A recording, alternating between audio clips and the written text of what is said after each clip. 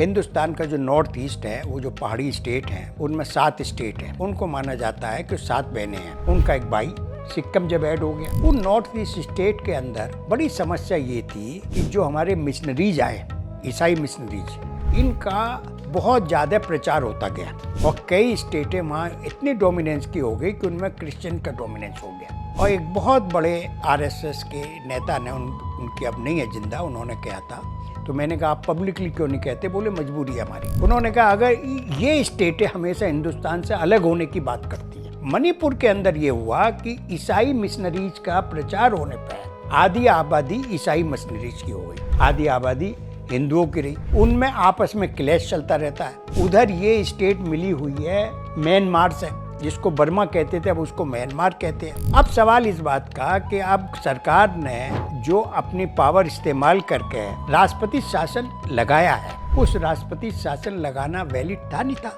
Valid था, इसलिए कि स्टेट की कई साल से स्टेट के अंदर ऐसा चल रहा है कि मणिपुर जल रहा था। अब उसके जलने के अंदर अब जब हालात इस तरह आ गए कि वो हालात सुधरने के लिए, क्योंकि राष्ट्रपति शासन लगते ही वहाँ आर्मी का इस्तेमाल होने लगा ताकि आर्मी उसकी रोकथाम करे। और तो इसलिए राष्ट्रपति शासन लगना तो एक डेमोक्रेटिक तरीका है, उसमें कोई अनहोनी बात नहीं हुई है।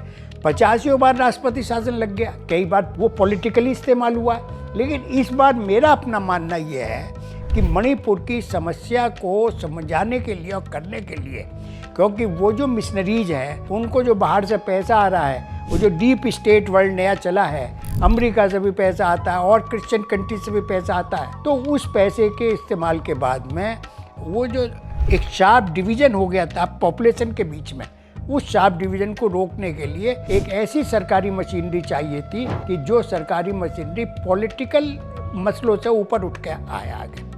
अगर आप इस बात से सहमत नहीं हैं तो अपने विचार बताएं।